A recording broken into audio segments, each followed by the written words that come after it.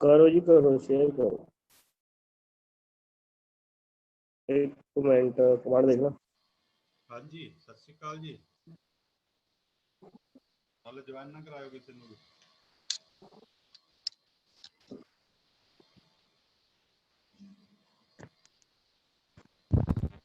हाँ जी, hello.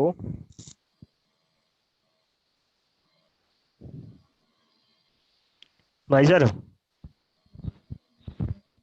Hello. हाँ जी हाँ जी हाँ जी। तुम ही हो ना? मैं कोई और था नहीं सेम नाम दे। परमजीत होना, परमजीत। परमजीत आओ, महे लिखिया वा ना नाल। हाँ हाँ। हाँ ठीक है ठीक है। ते कर लो, स्क्रीन शेयर करो तो।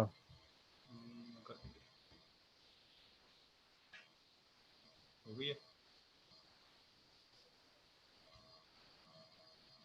हाँ जी, आई। हाँ जी हाँ जी, बिल्कुल बिल्कुल। चलो देखो तो साहब आए कि नहीं। है देखो तो साहब आए आवाज कि नहीं। आवाज घट है भाई साहब, आवाज बहुत घट है। हुण हाँ ठीक है। नेड़े करो माइक नो, या वीडियो ऑफ ही कर लियो, कोई नहीं। अच्छा अच्छा, चलो हुण देखो। कोई चक्कर नहीं। हाँ ठीक है, थोड़ी बोलियो हुण। हेलो। हाँ जी सर, घट आ आवाज रही यार, आवाज आ रही। घट आ रही, गूंजती जी है आवाज। गूंजती है। हम्म। हाँ जी हाँ, हेडफोन दे। है एक मिनट, हेडफोन चेंज करा, हेडफोन दे। हाँ, कर लो कर लो। हेडफोन।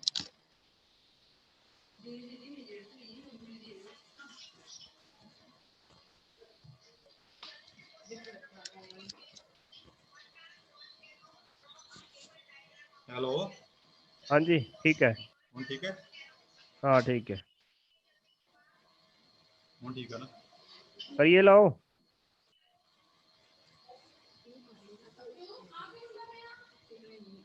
कराइए एंटर। आवाज आ रही है पिछों?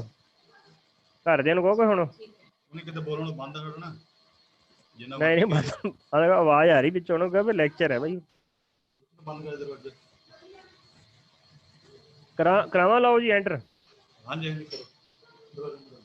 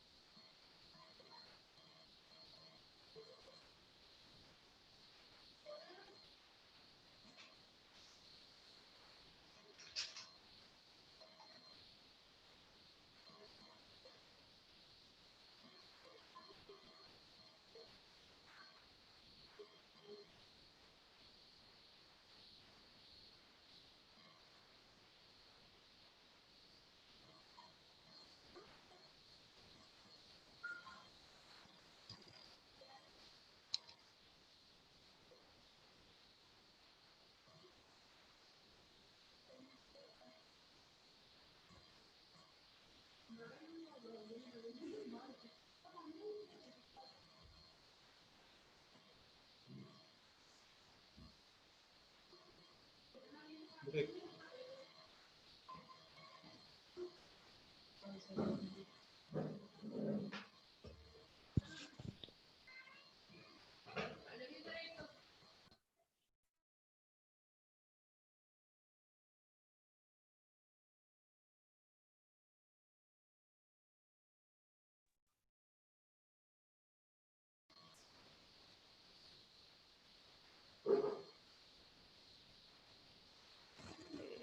हाँ जी चॉइस साहब स्टार्ट करिए। ठीक है जी, कर लो स्टार्ट जी, ठीक है। साहब आ गए। नहीं। अच्छा उन्हें तो दिने करना है। हाँ बस करो तुसी।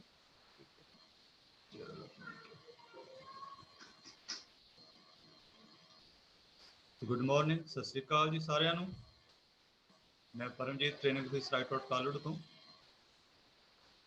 ਅੱਜ ਦਾ ਸਾਡਾ ਵਿਸ਼ਾ ਜਿਹੜਾ ਉਹ ਡਿਸਕਸ਼ਨ ਹੈ that is effective teaching in classroom. ਇਹਦੇ ਵਿੱਚ ਮੇਰਾ ਸਾਥ ਦੇਣਗੇ ਸਾਡੇ ਡਿਪਟੀ ਡਾਇਰੈਕਟਰ ਸ਼੍ਰੀ ਵਿਜੇਂਦਰ ਧਵਨ ਜੀ।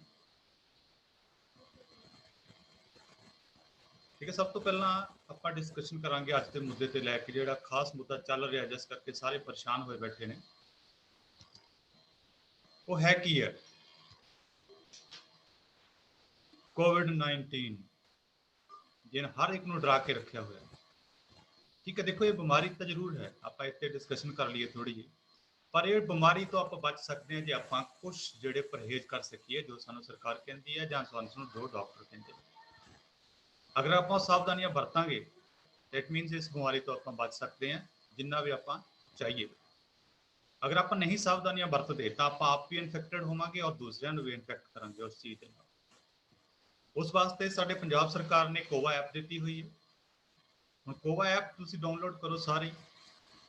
ਕੋਵਾ ਐਪ ਤੁਹਾਨੂੰ ਰੀਅਲ ਇਨਫੋਰਮੇਸ਼ਨ ਦਊਗੀ ਕੀ ਪੰਜਾਬ ਦੇ ਵਿੱਚ ਹੋ ਰਿਹਾ ਔਰ ਕੀ ਸਟੇਟ ਦੇ ਵਿੱਚ ਹੋ ਰਿਹਾ, ਕਿੰਨੇ ਪੇਸ਼ੈਂਟ ਹੈ, ਕਿੰਨੇ ਕਿਉਰ ਹੋ ਗਏ, ਕਿੰਨੇ ਹਾਲੇ ਸਫਰ ਹੋ ਰਹੇ ਜਾਂ ਕਿੰਨੀਆਂ ਟੈਸਟਿੰਗ ਹੋਈ ਹੈ।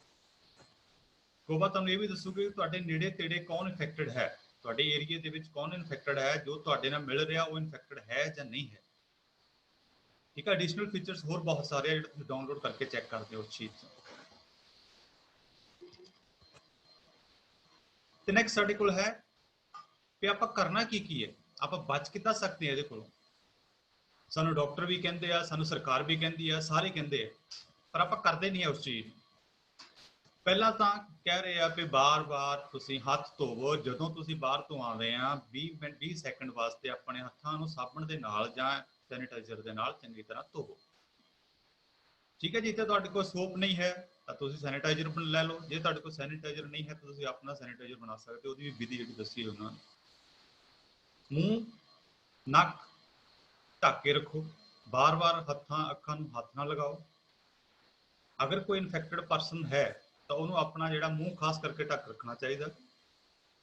ਠੀਕ ਹੈ, ਉਹਨੂੰ ਦੂਸਰਿਆਂ ਤੋਂ ਦੂਰੀ ਬਣਾ ਕੇ ਰੱਖਣੀ ਚਾਹੀਦੀ ਹੈ।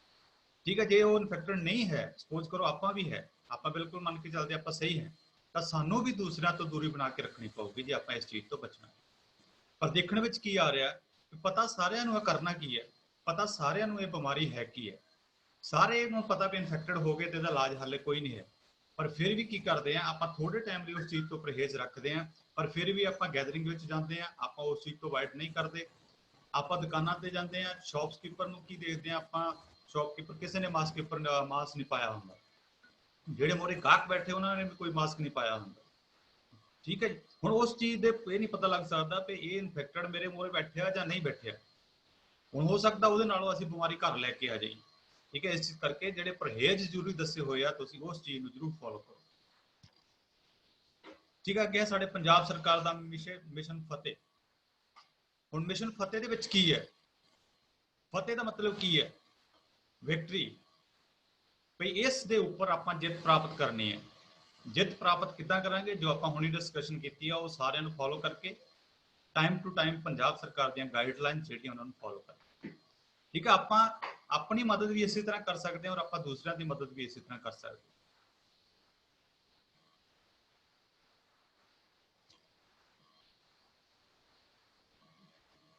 ਠੀਕ ਹੈ, ਮੇਰੇ ਕੋਲ ਆ ਹੁਣ ਅੱਜ ਦਾ ਮੁੱਦਾ, ਅੱਜ ਦੀ ਡਿਸਕਸ਼ਨ ਜਿਹੜੀ ਆਪਾਂ ਕਰਨੀ ਹੈ, effective teaching for the classroom ਜਾਂ effective teaching in the classroom ਹੈ ਕੀ ਹੈ? Very good Paramjit ji, excellent, very good, thank you sir. हाँ वेरी गुड। जिस तरह मेरा नाम विजेंद्र धवन है जी, सो ਸਾਰਿਆਂ ਨੂੰ ਵੈਲਕਮ। ਔਰ ਮੈਂ ਦੱਸਣਾ ਚਾਹਾਂਗਾ ਜਿਵੇਂ ਪਰਮਜੀਤ ਜੀ ਨੇ ਹੁਣ ਟੌਪਿਕ ਸ਼ੁਰੂ ਕਰਨ ਲੱਗੇ ਆ, ਪਹਿਲਾਂ ਅਸੀਂ ਪੰਜਾਬ ਦੇ ਮਿਸ਼ਨ ਫਤਿਹ ਦੇ ਬਾਰੇ ਦੱਸਿਆ ਔਰ ਇਹ ਕੋਵਿਡ ਦੇ ਬਾਰੇ ਥੋੜਾ ਜਿਹਾ ਸਾਰਿਆਂ ਨੂੰ ਜਾਣਕਾਰੀ ਦਿੱਤੀ ਹੈ ਔਰ ਸਾਡੇ ਨਾਲ ਸਾਰੇ ਇੰਸਟ੍ਰਕਟਰਸ ਹੀ ਜੁੜੇ ਹੋਏ ਆ, ਉਹਨਾਂ ਨੂੰ ਜ਼ਰੂਰ ਮੈਂ ਦੱਸਣਾ ਚਾਹਾਂਗਾ ਕਿ ਅੱਜ ਦਾ ਲੈਕਚਰ ਪਰਮਜੀਤ ਸਾਡੇ ਸੀਨੀਅਰ ਟ੍ਰੇਨਿੰਗ ਆਫੀਸਰ ਹੈਗੇ ਆਈਟੌਟ ਲਾਲੜੂ, ਸੋ ਇਫੈਕਟਿਵ ਟੀਚਿੰਗ ਮੈਥਡੋਲੋਜੀ ਦੇ ਉੱਤੇ ਉਹ ਲੈਕਚਰ ਲੈਣਗੇ। ਸੋ ਇਹਨਾਂ ਨੇ ਜਿਹੜਾ ਇਹਦੇ ਪਹਿਲਾਂ ਵੀ ਕਾਫੀ ਤੁਹਾਡੇ ਨਾਲ ਡਿਸਕਸ਼ਨਸ ਹੋ ਚੁੱਕੀਆਂ, ਇਹਦੇ ਵਾਸਤੇ ਲੈਕਚਰਸ ਵੀ ਲਏ ਆ, ਬਟ ਵੀ ਥੌਟ ਕਿ ਇਹ ਨੈਸ਼ਨਲ ਪਲੇਟਫਾਰਮ ਦੇ ਉੱਤੇ ਇਹਨਾਂ ਦਾ ਲੈਕਚਰ ਬਹੁਤ ਜ਼ਰੂਰੀ, ਜਿਹੜੇ ਨੈਸ਼ਨਲ ਪਲੇਟਫਾਰਮ ਤੋਂ ਜੁੜੇ ਹੋਏ ਆ, people who have been associated with us, the instructors and other participants, who have been associated, they are most welcome, and we hope that they will enjoy this session and make use of this session. So I would like to just brief that effective classroom teaching, why we have used the word effective.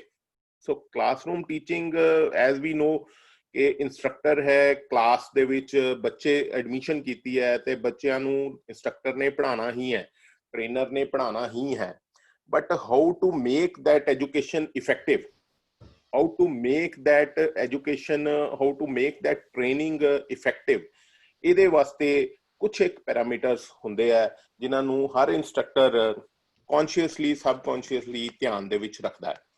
But training of trainers ਦਾ ਖਾਸ ਤੌਰ ਤੇ ਇਹੀ ਮਕਸਦ ਹੈ ਕਿ ਇੱਕ uniform ਤਰੀਕੇ ਦੇ ਨਾਲ ਆਲ ਓਵਰ ਇੰਡੀਆ ਦੇ ਵਿੱਚ ਟ੍ਰੇਨਿੰਗ ਕਰਵਾਈ ਜਾਵੇ, ਔਰ ਇਹ ਇਫੈਕਟਿਵ ਕਲਾਸਰੂਮ ਟੀਚਿੰਗ ਦੇ ਵਾਸਤੇ ਉਹ ਕੁਝ ਪੈਰਾਮੀਟਰਸ ਹੈ ਜਿਨ੍ਹਾਂ ਨੂੰ ਅਸੀਂ ਚਾਹਾਂਗੇ ਕਿ ਇੰਸਟ੍ਰਕਟਰ ਧਿਆਨ ਦੇ ਵਿੱਚ ਰੱਖਣ।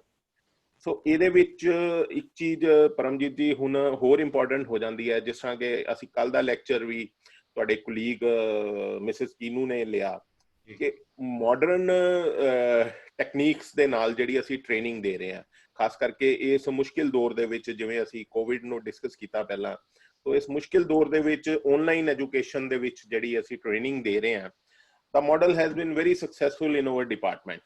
ਉਹ ਕਾਫੀ ਮਿਹਨਤ ਦੇ ਨਾਲ ਸਾਡੇ ਇੰਸਟ੍ਰਕਟਰਸ ਨੇ ਸਲਾਈਡਸ ਤਿਆਰ ਕਰਕੇ, ਪਾਵਰਪੁਆਇੰਟ ਪ੍ਰੈਜੈਂਟੇਸ਼ਨ ਤਿਆਰ ਕਰਕੇ, ਬੱਚਿਆਂ ਨੂੰ ਫੋਨ ਤੇ WhatsApp ਤੇ ਕਿਸੇ ਨਾ ਕਿਸੇ ਜ਼ਰੀਏ ਨਾਲ ਕੰਟੈਕਟ ਕਰਕੇ, ਮਾਡਰਨ ਟੈਕਨੀਕਸ ਫੋਲੋ ਕਰਕੇ ਉਹਨਾਂ ਨੇ ਟੀਚਿੰਗ ਇੰਪਾਰਟ ਕੀਤੀ ਹੈ। ਸੋ ਇਸ ਜ਼ਰੀਏ ਦੇ ਨਾਲ ਵੀ ਆਨਲਾਈਨ ਟੀਚਿੰਗ ਦੇ ਵਿੱਚ ਵੀ how to make this teaching very effective, ਇਹ ਵੀ ਪਰਮਜੀਤ ਜੀ ਡਿਸਕਸ ਕਰਨਗੇ। So now I would request Paramjit ji ਕਿ ਤੁਸੀਂ ਆਪਣੀ ਸਲਾਈਡ ਸ਼ੇਅਰ ਕਰੋ ਪਹਿਲੀ kindly. Next please. Effective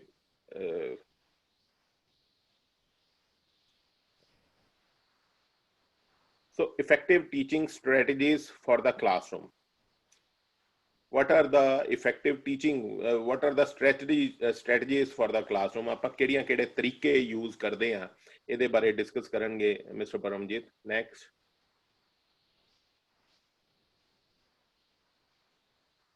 teaching ਦੀ ਡੈਫੀਨੇਸ਼ਨ ਦੇਖੋ ਕਿੰਨੇ ਅੱਛੇ ਤਰੀਕੇ ਨਾਲ ਐਕਸਪਲੇਨ ਕੀਤੀ ਹੈ। Teaching is the art and science of helping others to grow in their knowledge and understanding. ਇਸੇ ਤਰ੍ਹਾਂ ਇਹ ਆਪਣੇ ਡਿਫਰੈਂਟ ਲੈਕਚਰਸ ਦੇ ਵਿੱਚ ਇਹਨਾਂ ਨੇ ਐਜੂਕੇਸ਼ਨ ਦੀ ਵੀ ਡੈਫੀਨੇਸ਼ਨ ਦਿੱਤੀ ਹੈ, ਨੌਲੇਜ ਦੀ ਵੀ ਡੈਫੀਨੇਸ਼ਨ ਦਿੱਤੀ ਹੈ। But C teaching is an art and science. It is with certain techniques and certain art with the teaching. ਜਿਵੇਂ ਅਸੀਂ ਸਾਰਿਆਂ ਨੇ ਐਕਸਪੀਰੀਅੰਸ ਕੀਤਾ ਹੈ ਕਿ ਕਈ ਟੀਚਰਸ ਨੂੰ ਅਸੀਂ ਅਜੇ ਤੱਕ ਯਾਦ ਰੱਖਦੇ ਹਾਂ, ਬਚਪਨ ਤੋਂ ਲੈ ਕੇ ਅਸੀਂ ਪਹਿਲੀ ਦੂਸਰੀ ਤੀਸਰੀ 10th ਕਲਾਸ ਦੇ teachers. So that was certain art and techniques of those teachers which we still remember. ਔਰ ਮੈਨੂੰ ਯਾਦ ਹੈ ਕਿ ਮੈਂ ਜੇ ਆਪਣਾ ਕੋਈ ਟੀਚਰ ਯਾਦ ਕਰਾਂ, ਸਾਡੇ ਕੈਮਿਸਟਰੀ ਦੇ ਟੀਚਰ ਸੀਗੇ, ਸੋ ਹੀ ਹੈਡ ਐਨ ਆਰਟ ਕਿ ਉਹ ਸਾਨੂੰ ਪੀਰੀਓਡਿਕ ਟੇਬਲ ਕਿਸ ਤਰ੍ਹਾਂ ਕ੍ਰੈਮ ਕਰਵਾਉਣਾ ਹੈ। ਪੀਰੀਓਡਿਕ ਟੇਬਲ ਬੱਚਿਆਂ ਨੂੰ ਮੁਸ਼ਕਿਲ ਲੱਗਦਾ ਹੈ। So teacher is blessed with that art and how to use that art and science that we will discuss in this lecture. Next please.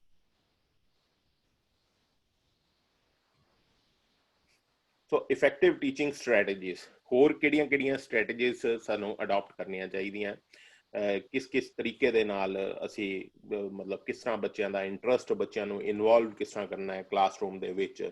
Main thing what I feel is the participation of each and every participant, each and every kid, each and every student in the class, and how to make them participate in the class, that depends upon the teacher, how they maintain link with the student, how they give him or her task and assignments ਕਿਸ ਤਰ੍ਹਾਂ ਦਿੰਦੇ ਆ, ਬੱਚੇ ਦੇ ਨਾਲ ਉਹ 1-to-1 contact ਕਿਸ ਤਰ੍ਹਾਂ establish ਕਰ ਸਕਦੇ ਆ। So now I would request Paramjit, kindly ਤੁਸੀਂ you go ahead please. Okay sir, thank you.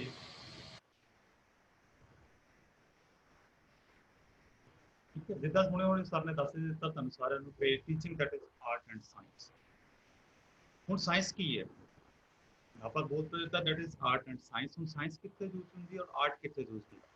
ਠੀਕ ਹੈ, ਪਹਿਲਾਂ ਆਪਾਂ ਆਰਟ ਤੇ ਆ ਜਾਈਏ ਕਿ ਆਰਟ ਹੈ, ਸਾਇੰਸ ਕੀ ਹੈ। ਹੁਣ ਸਾਇੰਸ ਦੇ ਵਿੱਚ ਕੀ ਹੈ ਵੀ ਤੁਸੀਂ ਪੜ੍ਹਾ ਕੀ ਰਹੇ ਹੋ, ਪੜ੍ਹਾਉਣਾ ਕੀ ਹੈ, ਔਰ ਉਸ ਨੂੰ ਪੜ੍ਹਾਉਣਾ ਕਿੱਦਾਂ ਹੈ, ਪ੍ਰਜੈਂਟ ਕਿੱਦਾਂ ਕਰਨਾ ਸਟੂਡੈਂਟ ਵਾਸਤੇ। ਠੀਕ ਹੈ, ਉਹ ਤੁਹਾਡੀ ਸਾਇੰਸ ਹੈ। ਹੁਣ ਜਦੋਂ ਤੁਸੀਂ ਪ੍ਰੈਜ਼ੈਂਟ ਉਸ ਚੀਜ਼ ਨੂੰ ਕਰ ਦਿੱਤਾ, ਤੇ ਹੁਣ ਉਹ ਚੀਜ਼ ਦਾ ਜੋ ਤੁਸੀਂ ਟੌਪਿਕ ਪੜ੍ਹਾ ਰਹੇ ਹੋ, ਉਸ ਚੀਜ਼ ਟੌਪਿਕ ਦਾ ਇੰਟਰਸਟ ਸਟੂਡੈਂਟ ਦੇ ਵਿੱਚ ਤੁਸੀਂ ਕਿੱਦਾਂ ਮੇਨਟੇਨ ਕਰਨਾ, ਜਿੱਦਾਂ ਹੁਣ ਸਰ ਨੇ ਦੱਸਿਆ। ਫਿਰ ਤੁਸੀਂ ਐਗਜ਼ਾਮਪਲ ਦੇ ਕੇ ਕਰਨਾ, ਤੁਸੀਂ ਡਿਸਕਸ਼ਨ ਦੇ ਕੇ ਕਰਨਾ, ਤੁਸੀਂ ਉਹਨਾਂ ਨੂੰ ਵੀਡੀਓ ਦਿਖਾ ਕੇ ਕਰਨਾ, ਤੁਸੀਂ ਆਡੀਓ ਦਿਖਾ ਕੇ ਕਰਨਾ, ਜਿੱਦਾਂ ਵੀ ਤੁਸੀਂ ਕਰ ਸਕਦੇ, ਉਹ ਤੁਹਾਡਾ ਆਰਟ ਹੈ। ਫਿਰ ਤੁਸੀਂ ਉਸ ਟੌਪਿਕ ਦੇ ਬਾਰੇ ਸਟੂਡੈਂਟ ਦਾ ਇੰਟਰਸਟ ਕਿੱਦਾਂ ਮੇਨਟੇਨ ਕਰਦੇ ਆ, ਤਾਂ ਕਿ ਸਟੂਡੈਂਟ ਨੂੰ ਉਸ ਟੌਪਿਕ ਦੇ ਬਾਰੇ ਅੰਡਰਸਟੈਂਡਿੰਗ ਹੋ ਜਾਵੇ ਕਿ ਉਹ ਕਾਹਦੇ ਵਾਸਤੇ ਉਸ ਚੀਜ਼ ਨੂੰ ਪੜ੍ਹ ਰਿਹਾ, ਉਹ ਉਸ ਦੀ ਲਾਈਫ ਦੇ ਵਿੱਚ ਉਹ ਕਿੱਥੇ ਯੂਜ਼ ਹੋਊਗਾ। ਅੱਗੇ ਮੇਰੇ ਕੋਲ ਹੈ ਨੌਲੇਜ। ਹੁਣ ਨੌਲੇਜ ਕੀ ਚੀਜ਼ ਹੈ ਔਰ ਅੰਡਰਸਟੈਂਡਿੰਗ ਕੀ ਚੀਜ਼ ਹੈ, ਦੋਨਾਂ 'ਚ ਥੋੜਾ ਫਰਕ ਹੈ, ਪਰ ਹੈ ਫਰਕ ਜ਼ਰੂਰ ਹੈ। ਨੌਲੇਜ ਦੇ ਵਿੱਚ ਕੀ ਹੈ, something that you have accumulated through learning, ਜੋ ਤੁਸੀਂ ਪੜ੍ਹ ਕੇ ਸਿੱਖਿਆ, ਦੈਟ ਇਜ਼ ਨੌਲੇਜ, ਕਿਸੇ ਚੀਜ਼ ਦੇ ਬਾਰੇ। ਔਰ ਜੋ ਤੁਸੀਂ ਫਿਰ ਉਸ ਦੇ ਗੋ ਥਰੂ ਹੁੰਦੇ ਹੋ, ਉਸ ਚੀਜ਼ ਨੂੰ ਕਰਨ ਦੇ ਬਾਰੇ ਜਾਂਦੇ ਆ, ਡੀਪਲੀ ਜਾਂਦੇ ਆ ਉਸ ਚੀਜ਼ ਦੇ ਨਾਲ ਉਸ ਚੀਜ਼ ਨੂੰ ਪੂਰਾ ਕਰਨ ਲਈ, that is understanding of the concept. ਆਪਾਂ ਪਹਿਲਾਂ ਵੀ ਐਗਜ਼ਾਮਪਲ ਲੈਂਦੇ ਆ, ਹੁਣ ਫਿਰ ਇੱਕ ਐਗਜ਼ਾਮਪਲ ਲੈ ਕੇ ਗੱਲ ਕਰਦੇ ਆ। ਫਿਰ ਸਪੋਜ਼ ਕਰੋ ਕੋਈ ਰੈਸਪੀ ਦੀ ਬੁੱਕ ਆਪਾਂ ਪੜ੍ਹੀ ਆ, ਰੈਸਪੀ ਦੇ ਬਾਰੇ ਆਪਾਂ ਕਿਸੇ ਰੈਸਪੀ ਦੇ ਬਾਰੇ ਆਪਾਂ ਜਾਣਨਾ ਚਾਹੁੰਦੇ ਆ। ਹੁਣ ਰੈਸਪੀ ਨੂੰ ਜਦੋਂ ਮੈਂ ਬੁੱਕ ਤੋਂ ਪੜ੍ਹ ਲਿਆ ਵੀ ਇਹ ਬਣਦੀ ਕਿੱਦਾਂ ਹੈ, ਇਹਦੇ ਵਿੱਚ ਇਹ ਜਿਹੜੇ ਇੰਗਰੀਡੀਐਂਟ ਪੈਂਦੇ ਆ, ਇਦਾਂ ਬਣਦੀ ਹੈ, ਉਹ ਹੈ ਮੇਰਾ ਨੌਲੇਜ। ਪਰ ਮੈਨੂੰ ਅੰਡਰਸਟੈਂਡਿੰਗ ਨਹੀਂ ਉਸ ਚੀਜ਼ ਦੀ ਵੀ ਉਹ ਵਾਕਿਆ ਇਦਾਂ ਹੁੰਦਾ। ਹੁਣ ਅੰਡਰਸਟੈਂਡਿੰਗ ਕੀ ਹੈ, ਜਦੋਂ ਮੈਂ ਉਸ ਚੀਜ਼ ਨੂੰ ਆਪ ਬਣਾਉਂਗਾ, ਹੱਥੀਂ ਉਸ ਚੀਜ਼ ਨੂੰ ਬਣਾਉਂਗਾ, ਫਿਰ ਮੈਨੂੰ ਉਸ ਚੀਜ਼ ਦੇ ਬਾਰੇ ਜਿਹੜੀ ਅੰਡਰਸਟੈਂਡਿੰਗ ਹੋਊਗੀ। ਜਦ ਤੱਕ ਮੈਨੂੰ ਨਹੀਂ ਬਣਾਉਂਦਾ, ਉਹ ਨੌਲੇਜ ਹੈ।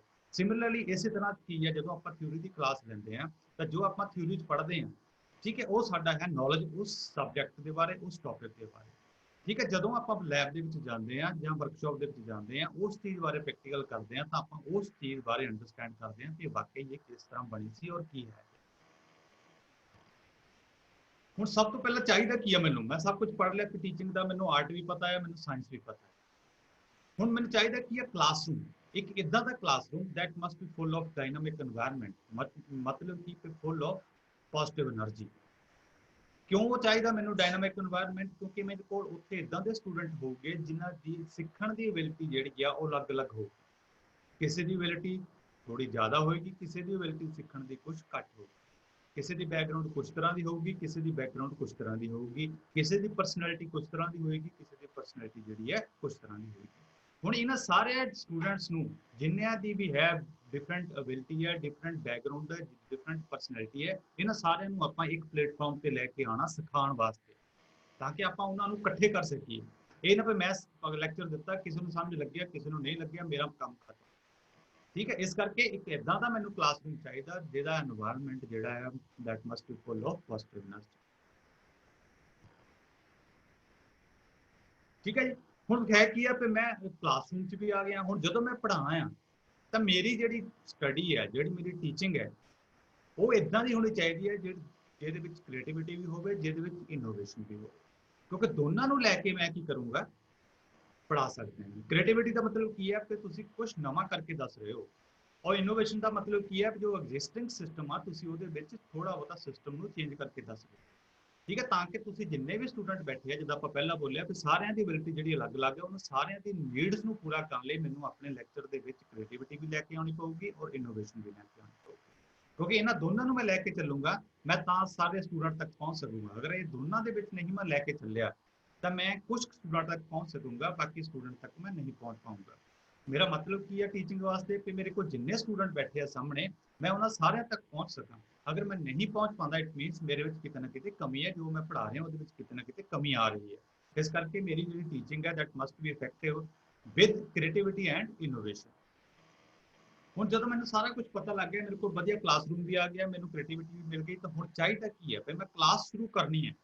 ਜਦੋਂ ਮੈਂ ਕਲਾਸ ਸ਼ੁਰੂ ਕਰਨੀ ਹੈ ਤਾਂ ਉਹ ਕਿਸੇ ਪੋਜ਼ਿਟਿਵ ਨੋਟ ਦੇ ਨਾਲ ਸ਼ੁਰੂ ਕਰਾਂਗੇ। ਆਪਾਂ ਇਹ ਨਹੀਂ ਵੀ ਸਟੂਡੈਂਟ ਅਗਰ ਆ ਰਹੇ ਆ ਤਾਂ ਉਹਨਾਂ ਦਾ ਵੈਲਕਮ ਕਰਨਾ ਪਊਗਾ, ਇੱਕ ਨਹੀਂ ਖੜੇ ਹੋ ਕੇ ਵੈਲਕਮ ਨਹੀਂ, ਉਹਨਾਂ ਨੂੰ ਮਤਲਬ ਕਿ ਇੱਕ ਸਮਾਈਲ ਦੇ ਨਾਲ ਮੈਨੂੰ ਕਲਾਸਰੂਮ 'ਚ ਐਂਟਰ ਕਰਾਉਣਾ ਪਊਗਾ। ਇਹ ਨਹੀਂ ਵੀ ਮੈਂ ਆਉਂਦੇ ਸਟੂਡੈਂਟ ਨੂੰ ਡਾਂਟ ਦਵਾਂ। ਜਦੋਂ ਮੈਂ ਆਉਂਦੇ ਨੂੰ ਡਾਂਟ ਦਿੱਤਾ ਤਾਂ ਕੀ ਹੋਊਗਾ, ਸਾਰੀ ਕਲਾਸ 'ਚ ਚੁੱਪਚਾਪ ਬੈਠਾ ਰਹੂਗਾ, ਨਾ ਉਹਨੂੰ ਕੋਈ ਧਿਆਨ ਦੇਣਾ, ਨਾ ਉਹਨੂੰ ਧਿਆਨ ਦਿੱਤਾ ਪਹਿਲਾਂ, ਆਰਾਮ ਨਾਲ ਬੈਠਾ ਰਹੂਗਾ ਆ ਕੇ। ਜਿਹਦੇ ਨਾਲ ਕੀ ਹੈ, ਉਹਨੂੰ ਕੁਝ ਨਹੀਂ ਪਤਾ ਲੱਗਣਾ ਮੈਂ ਪੂਰੇ ਟੌਪਿਕ ਦੇ ਵਿੱਚ ਜਾਂ ਪੂਰੀ ਕਲਾਸ ਦੇ ਵਿੱਚ ਕਰਾਇਆ ਕੀ ਹੈ। ਠੀਕ ਹੈ, ਇਸ ਕਰਕੇ ਜਦੋਂ ਵੀ ਕਲਾਸ ਸ਼ੁਰੂ ਕਰਨੀ ਹੈ, ਉਹ ਕਿੱਥੋਂ ਕਰਨੀ ਹੈ, ਆਪਾਂ ਵਿਦ ਦਾ ਪੋਜ਼ਿਟਿਵ ਨੋਟ। ਹੁਣ ਕਾਹਦੇ ਵਾਸਤੇ ਮੈਂ ਪੋਜ਼ਿਟਿਵ ਨੋਟ ਦੇ ਨਾਲ ਸਟਾਰਟ ਕਰਨੀ ਹੈ, ਕਿਉਂਕਿ ਜਦੋਂ ਮੈਂ ਸਾਰੇ ਸਟੂਡੈਂਟ ਨੂੰ ਟਾਈਮ ਦਊਂਗਾ, ਉਹਨਾਂ ਦੇ ਬਾਰੇ ਕੁਝ ਜਾਣੂਗਾ, ਉਹਨਾਂ ਦੇ ਬਾਰੇ ਸਮਝੂਗਾ, ਉਹਨਾਂ ਨੂੰ ਸਮਝੂਗਾ, ਤਾਂ ਮੇਰਾ ਔਰ ਸਟੂਡੈਂਟ ਦਾ ਇੱਕ ਰਿਲੇਸ਼ਨ ਐਸਟੈਬਲਿਸ਼ ਹੋਊਗਾ, ਪੋਜ਼ਿਟਿਵ ਰਿਲੇਸ਼ਨ ਐਸਟੈਬਲਿਸ਼ ਹੋਊਗਾ। ਜਦੋਂ ਪੋਜ਼ਿਟਿਵ ਰਿਲੇਸ਼ਨ ਐਸਟੈਬਲਿਸ਼ ਹੋਊਗਾ, ਤਾਂ ਸਾਡੇ ਦੋਨਾਂ ਦੇ ਵਿੱਚ ਇੱਕ ਸੈਂਸ ਆਫ ਬਿਲੋਂਗਿੰਗਨੈਸ ਆਏਗੀ। ਠੀਕ ਹੈ, ਉਹ ਜਦੋਂ ਤੱਕ ਸੈਂਸ ਆਫ ਬਿਲੋਂਗਿੰਗਨੈਸ ਨਹੀਂ ਹੈ, ਨਾ ਤੁਸੀਂ ਕਿਸੇ ਨੂੰ ਸਿਖਾ ਸਕਦੇ ਹੋ, ਨਾ ਤੁਸੀਂ ਕਿਸੇ ਤੋਂ ਕੁਝ ਸਿੱਖ ਸਕਦੇ ਹੋ। ਠੀਕ ਹੈ, ਹੁਣ ਸੈਂਸ ਆਫ ਬਿਲੋਂਗਿੰਗਨੈਸ ਤਦ ਹੀ ਆਊਗੀ ਜੇ ਤੁਸੀਂ ਸਟੂਡੈਂਟਸ ਦੇ ਨਾਲ ਟਾਈਮ ਸਪੈਂਡ ਕਰੋਗੇ, ਉਹਨਾਂ ਨੂੰ ਅੰਡਰਸਟੈਂਡ ਕਰੋਗੇ, ਉਹਨਾਂ ਦੀ ਪ੍ਰੋਬਲਮ ਜਿਹੜੀਆਂ ਉਹਨਾਂ ਨੂੰ ਰੈਕੋਗਨਾਈਜ਼ ਕਰੋਗੇ। ਠੀਕ ਹੈ ਜੀ। ਹੁਣ ਹੈ ਕੀ ਹੈ ਇਹ?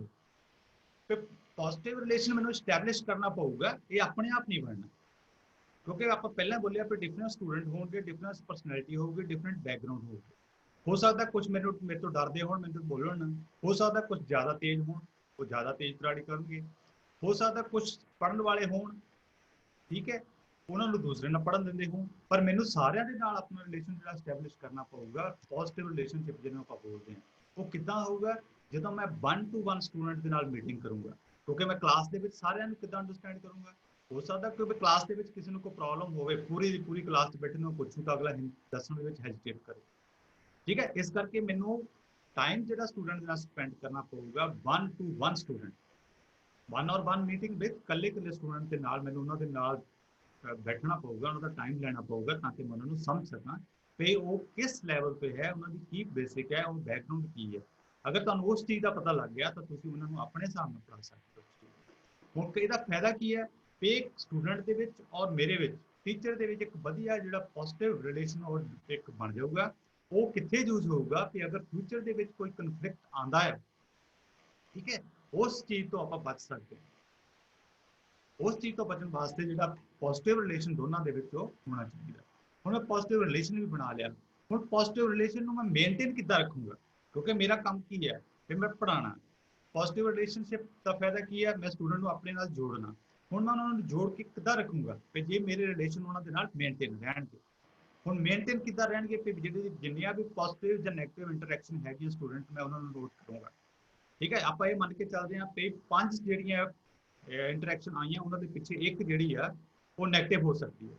ਤੇ 5 ਜਿਹੜੀਆਂ ਪੋਜ਼ਿਟਿਵ 5 ਇੰਟਰੈਕਸ਼ਨ ਮੇਰੇ ਕੋਲ ਆਈਆਂ ਜਿਹੜੇ ਸਟੂਡੈਂਟ ਨੇ ਦਿੱਤੀਆਂ, ਉਹਨਾਂ ਦੇ ਵਿੱਚੋਂ ਜਿਹੜੀ ਇੱਕ ਨੈਗੇਟਿਵ ਹੋ ਸਕਦੀ ਹੈ। ਆਪਾਂ ਇਹ ਨਹੀਂ ਕਹਿ ਸਕਦੇ 5 ਦੀਆਂ 5 ਨੈਗੇਟਿਵ ਹੋਣਗੀਆਂ। ਠੀਕ ਹੈ, ਆਪਾਂ ਇਹ ਮੰਨ ਕੇ ਚੱਲਦੇ ਉਸ ਚੀਜ਼ ਦੇ ਵਿੱਚ।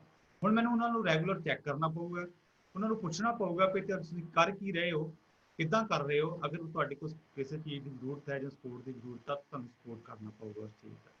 ਜਿਹਨਾਂ ਸਟੂਡੈਂਟਸ ਦਾ ਬਿਹੇਵੀਅਰ ਵਧੀਆ ਆ, ਉਸ ਚੀਜ਼ ਨੂੰ ਰੈਕੋਗਨਾਈਜ਼ ਕਰਨਾ ਪਊਗਾ। ਠੀਕ ਹੈ ਜੀ। ਹੁਣ ਰੈਕੋਗਨਾਈਜ਼ ਕਿੱਦਾਂ ਮੈਂ ਕਰੂੰਗਾ? ਜਦੋਂ ਮੈਨੂੰ ਉਹਨਾਂ ਦੇ ਬਾਰੇ ਪਤਾ ਲੱਗੂਗਾ। ਜੇ ਵਿਚਾਰਾ ਵਧੀਆ ਸਟੂਡੈਂਟ ਪਿੱਛੇ ਜਾ ਕੇ ਬੈਠਾ ਤਾਂ ਮੈਂ ਉਹ ਇਹੀ ਸਮਝ ਕੇ ਬੈਠਾ ਰਹਾਂ ਕਿ ਇਹ ਤਾਂ ਬੈਕ ਬੈਂਚਰ ਆ ਬੈਠਾ, ਹੋ ਸਕਦਾ ਉਹ ਸਭ ਤੋਂ ਵਧੀਆ ਹੋਵੇ, ਉਹ ਸਭ ਤੋਂ ਇੰਟੈਲੀਜੈਂਟ ਹੋਵੇ ਉਸ ਚੀਜ਼ ਦਾ। ਠੀਕ ਹੈ ਜੀ। ਹੁਣ ਸਟੂਡੈਂਟ ਨੂੰ ਸਿਰਫ ਪੋਜ਼ਿਟਿਵ ਕੰਡਕਟ ਦੇ ਉੱਪਰ ਜ਼ਿਆਦਾ ਫੋਕਸ ਕਰਨਾ ਹੈ as compare to negative conduct ਦੇ ਨਾਲ।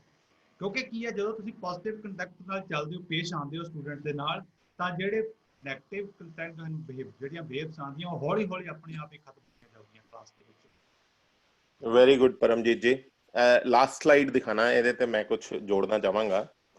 ਵੈਰੀ ਗੁੱਡ ਪਰਮਜੀਤ ਜੀ, ਥੋੜੀ ਤੁਹਾਡੀ ਨਾ ਆਵਾਜ਼ ਵੀ ਉੱਚੀ ਕਰੋ। ਸੋ ਜਿਸ ਤਰ੍ਹਾਂ ਪਰਮਜੀਤ ਦੱਸ ਰਹੇ ਸੀ ਤੁਹਾਨੂੰ, if take note of positive and negative interactions with the students. Student teacher relationship is very important. Sometimes incidents happen कि कोई बच्चा कोई परफॉर्मेंस ठीक नहीं है या उन्हें किसी टेस्ट ਦੇ ਵਿੱਚ ਬਿਲਕੁਲ ਹੀ ਉਹ ਪਰਫਾਰਮ ਕਰ ਨਹੀਂ ਪਾਇਆ ਤੇ ਆਪਾਂ ਉਹਦੇ ਨੈਗੇਟਿਵ ਨੋਟ ਲੈ ਲਈਏ ਕਿ ਇਹ ਟੀਚਰ ਹੀ ਨਲਾਇਕ ਹੈ, ਇਹ ਸਟੂਡੈਂਟ ਹੀ ਨਲਾਇਕ ਹੈਗਾ। ਇਸ ਤਰ੍ਹਾਂ ਜਦ ਕਿ ਕਿਸੇ ਵੀ ਟੀਚਰ ਦੀ ਟੈਂਡੈਂਸੀ ਨਹੀਂ ਹੁੰਦੀ। Give them a chance। ਸੋ ਇਹ ਪਹਿਲਾ ਪੁਆਇੰਟ ਇਹ ਸੀਗਾ ਵੀ ਉਹਦੀ ਪੋਜ਼ਿਟਿਵ ਇੰਟਰੈਕਸ਼ਨ ਜਿਹੜੀ ਹੈ ਉਹਨੂੰ ਜ਼ਿਆਦਾ ਨੋਟ ਕਰਨਾ, ਕਿਉਂਕਿ everybody wants to be motivated. ਜਿਹੜਾ ਵੀ ਸਟੂਡੈਂਟ ਹੈਗਾ ਉਹ ਵੀ ਚਾਹੁੰਦਾ ਹੈ ਕਿ ਮੇਰੀ ਜਿਹੜੀ ਅੱਛੀਆਂ ਚੀਜ਼ਾਂ ਦੇ ਬਾਰੇ ਮੇਰੇ ਟੀਚਰ ਦੇ ਨੋਟਿਸ 'ਚ ਆਉਣ, ਔਰ ਉਹਦੀ ਕੋਸ਼ਿਸ਼ ਹੁੰਦੀ ਹੈ ਕਿ ਉਹ ਬੜਾ ਅੱਛਾ ਉਹਦਾ ਜਿਹੜਾ ਰਿਲੇਸ਼ਨ ਬਣ ਸਕੇ। ਸੈਕੰਡ ਪੁਆਇੰਟ ਇਹਨਾਂ ਨੇ ਜਿਹੜਾ ਦੱਸਿਆ, regularly check in with students, ask how they are doing and what support ਦੇ ਮੇ ਨੀਡ। ਸੋ ਇੱਥੇ ਮੈਂ ਦੱਸਣਾ ਚਾਹਾਂਗਾ, ਜਿਸ ਤਰ੍ਹਾਂ ਹੁਣ ਮਿਸਟਰ ਪਰਮਜੀਤ ਔਰ ਸਾਡੇ ਨਾਲ ਮਨਦੀਪ ਹੈਗੇ ਆ ਜਿਹੜੇ ਕਿ ਹੋਸਟ ਹੈਗੇ ਇਸ ਦੇ, they people are working day and night in iTaught Laladu। like ਇਹਨਾਂ ਦੇ ਸਟੂਡੈਂਟਸ ਪੂਰਾ ਗਰੁੱਪ ਸੀਗਾ ਇੰਸਟ੍ਰਕਟਰਸ ਦਾ। so they had been interacting with the instructors ਔਰ ਬੜੀ ਐਪਰੀਸ਼ੀਏਸ਼ਨ ਸਾਰੇ ਇੰਸਟ੍ਰਕਟਰਸ ਨੇ ਵੀ ਇਸ ਗੱਲ ਦੀ ਕੀਤੀ, how they maintain relationship with them ਔਰ ਕਿਸ ਤਰ੍ਹਾਂ ਉਹਨਾਂ ਦੇ ਨਾਲ ਕਦੋਂ ਉਹਨਾਂ ਦਾ ਲੈਕਚਰ ਪਲਾਨ ਕਰਨਾ ਹੈ, ਉਹ ਵੀ ਇਸ ਤਰ੍ਹਾਂ ਇਹਨਾਂ ਦਾ ਟਾਰਗੇਟ ਗਰੁੱਪ ਸੀਗਾ। ਤੁਹਾਡਾ ਜਿਹੜੇ ਇੰਸਟ੍ਰਕਟਰ ਸਾਡੇ ਨਾਲ ਜੁੜੇ ਹੋਏ ਆ, ਤੁਹਾਡਾ ਟਾਰਗੇਟ ਗਰੁੱਪ ਸਟੂਡੈਂਟਸ ਹੈ। So student should feel free to contact you. ਇਸੇ ਤਰ੍ਹਾਂ ਜਿਸ ਤਰ੍ਹਾਂ ਇਹ ਦੋਨਾਂ ਦੀ ਮੈਂ ਗੱਲ ਕਰ ਰਿਹਾ, ਬਾਕੀ ਸਟਾਫ ਦੀ ਵੀ ਅਸੀਂ ਗੱਲ ਕਰ ਰਹੇ ਹਾਂ ਜਿਹੜੇ ਵੀ ਜੁੜੇ ਹੋਏ ਸੀਗੇ। ਈਵਨ ITI ਦੇ staff mister Jaswinder Singh ITI Patiala ਦੇ ਜੁੜੇ ਹੋਏ ਸੀਗੇ। So how they maintained good relation with the instructors ਜਿਹੜੇ ਕਿ ਉਹਨਾਂ ਦਾ ਟਾਰਗੇਟ ਗਰੁੱਪ ਸੀਗਾ। They were free to talk to them। ਮੇਰਾ ਸੈਸ਼ਨ ਇੰਨੇ ਵਜੇ ਰੱਖੋ ਜੀ, ਮੈਨੂੰ ਸੈਸ਼ਨ ਦੇ ਵਿੱਚ ਇਹ ਦਿੱਕਤ ਆ ਰਹੀ ਹੈ, ਮੇਰੀ ਸਲਾਈਡ ਨਹੀਂ ਚੱਲ ਰਹੀ। ਕਈ ਵਾਰ ਉਹਨਾਂ ਦਾ ਪ੍ਰੈਜੈਂਟੇਸ਼ਨ ਨਹੀਂ, ਤੁਹਾਡੀ ਤੁਸੀਂ ਹੀ ਕਾਫੀ ਲੋਕ ਜੁੜੇ ਹੋਏ ਹੋ ਇਸ ਲੈਕਚਰ ਦੇ ਵਿੱਚ ਜਿਨ੍ਹਾਂ ਨੂੰ ਇਹ ਪ੍ਰੋਬਲਮਸ ਆਈਆਂ, ਔਰ ਇਹ ਸਪੋਜ਼ ਤੁਹਾਡੇ ਉਸ ਵੇਲੇ ਮੈਂਟਰ ਸੀਗੇ। How they attended that. So similar ਇਹ ਲੋਕਡਾਊਨ ਟਾਈਮ ਦੇ ਵਿੱਚ ਦਿਸ ਇਜ਼ ਵੈਰੀ ਇੰਪੋਰਟੈਂਟ ਕਿ how you maintain good relations, how you maintain positive relations with the student, कि at least trainee should feel free to talk to you, to question you। ਤੇ ਇਹਦੇ ਵਾਸਤੇ ਪਰਮਜੀਤ ਜੀ ਮੈਂ ਚਾਹਾਂਗਾ ਸਾਡੇ ਨਾਲ ਇਸ ਵੇਲੇ ਲਗਭਗ 125 ਇੰਸਟ੍ਰਕਟਰਸ ਸਾਡੇ ਜੁੜੇ ਹੋਏ ਆ, ਮੈਕਸਿਮਮ ਇੰਸਟ੍ਰਕਟਰਸ ਹੀ ਹੈਗੇ ਆ। so we can talk to them, ਇਹਨਾਂ ਦਾ ਫੀਡਬੈਕ ਲੈ ਸਕਦੇ ਆ ਕਿ how they are interacting with the students like in this difficult time। ਕਈਆਂ ਕੋਲ ਨੈਟ ਦੀ ਪ੍ਰੋਬਲਮ ਹੈ, how they are attending to their problems। ਆਪਾਂ ਇਹ ਡਿਸਕਸ ਕਰ ਸਕਦੇ ਹਾਂ ਪਰਮਜੀਤ ਜੀ। ਜੀ ਜੀ sir. So I would request ਜਿਸ ਤਰ੍ਹਾਂ ਇਹ ਸਲਾਈਡ ਦੇ ਤੌਰ ਤੇ ਹੀ ਜੋ ਤੁਹਾਡੇ ਐਕਸਪੀਰੀਅੰਸ ਹੈ ਕਿ how you maintain those kind of feedback pattern available with the students and with you। ਕਿੱਦਾਂ ਤੁਸੀਂ ਉਹਨਾਂ ਦੇ ਨਾਲ ਗੱਲਬਾਤ ਦਾ ਜਰੀਆ ਰੱਖਦੇ ਹੋ, ਉਹਨਾਂ ਦੀ ਫੀਡਬੈਕ ਕਿਸ ਤਰ੍ਹਾਂ ਰਹਿੰਦੀ ਹੈ। ਆਪਾਂ ਚਾਹਾਂਗੇ ਮਨਦੀਪ ਜੀ ਇਹਨਾਂ ਨੂੰ ਅਨਮਿਊਟ ਇੱਕ ਵਾਰੀ ਪਰਮਿਸ਼ਨ ਦੇ ਕੇ। ਸੋ ਕਾਈਂਡਲੀ ਦੱਸੋ ਤੁਸੀਂ ਕਿਸ ਤਰ੍ਹਾਂ ਮੇਨਟੇਨ ਕਰਦੇ ਹੋ। ਹੈਲੋ, ਹਾਂਜੀ ਸਰ।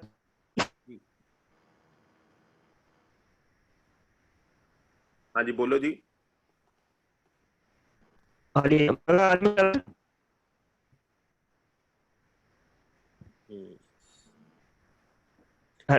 ਮਨਦੀਪ ਚੌਧਰੀ ਬੋਲ ਰਿਹਾ ਜੀ। ਅਨਮਿਊਟ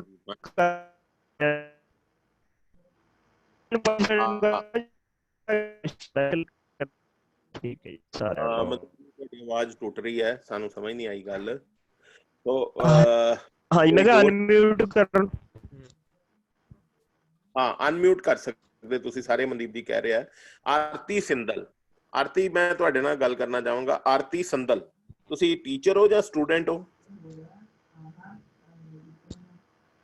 ਆਰਤੀ ਤੁਹਾਨੂੰ ਨੋਟਿਸ ਕੀਤਾ ਸੀ ਤਾਂ you are almost there in every lecture.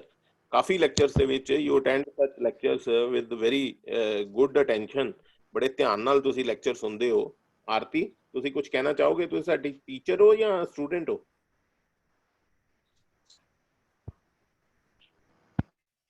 Aarti